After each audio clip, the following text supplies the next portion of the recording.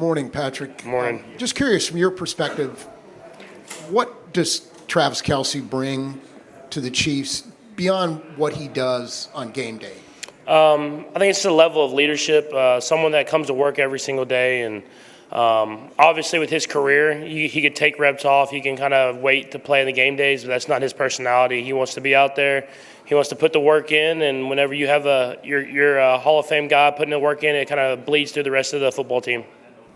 Patrick, right here, front row to your left.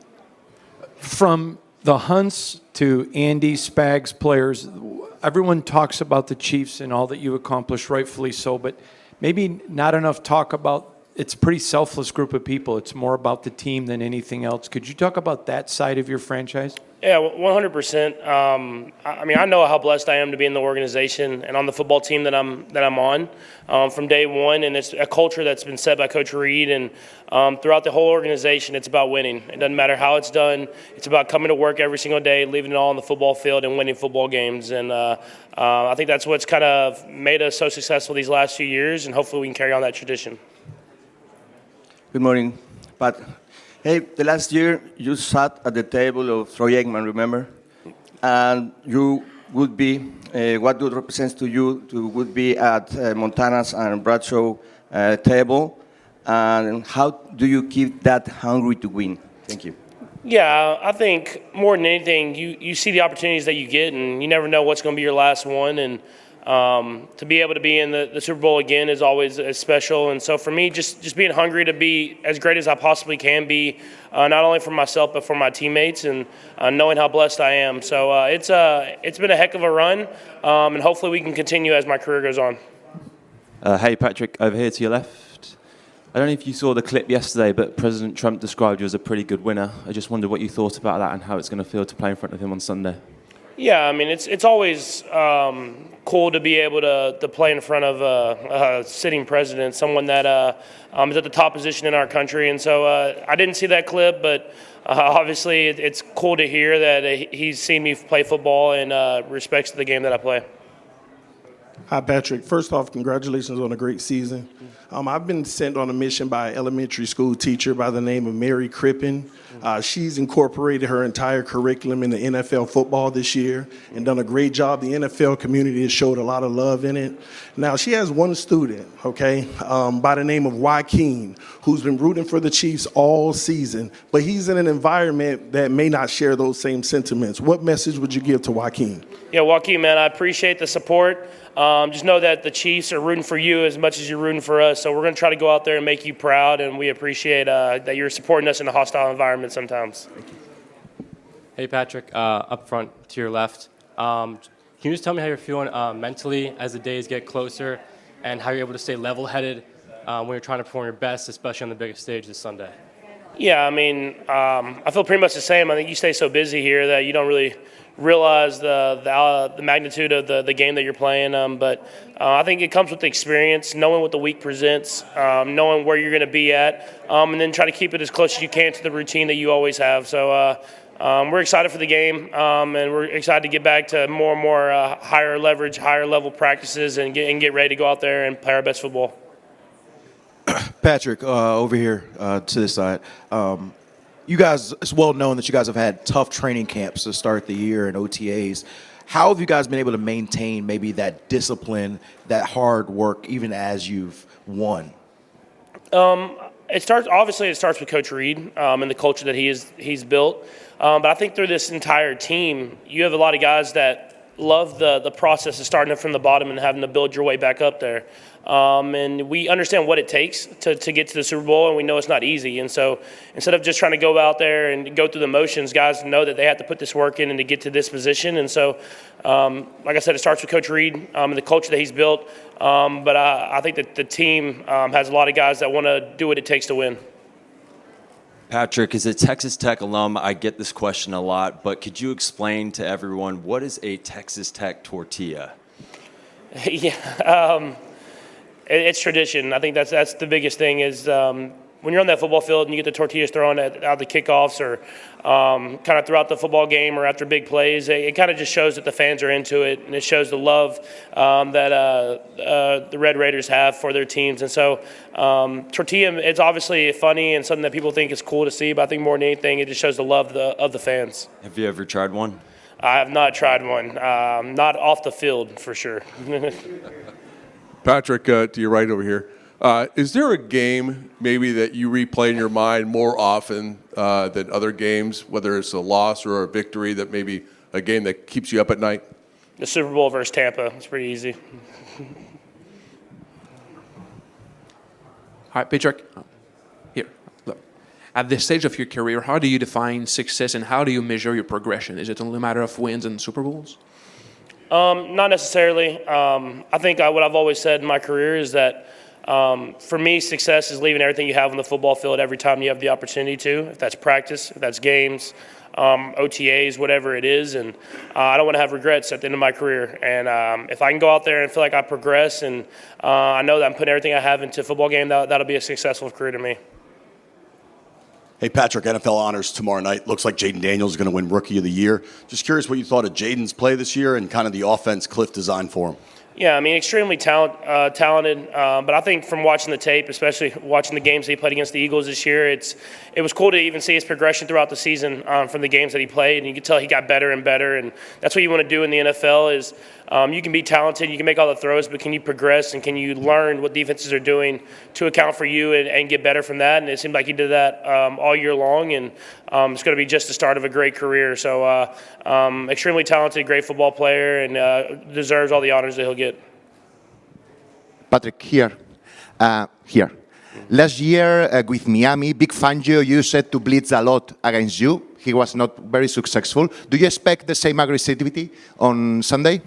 I mean, every time I've played Coach Fangio, there's been different change-ups and different things that he's thrown at us, and I think that's what makes him so great is he's not going to just do exactly what you saw the last time. And so I'm sure there'll be blitzes in the game. I'm sure there'll be times where they play coverage. It's going to be a chess match, and you want to go up against the best, and he's one of the best defensive coordinators in the NFL, and it'll be a great challenge for us as an offense and as a football team.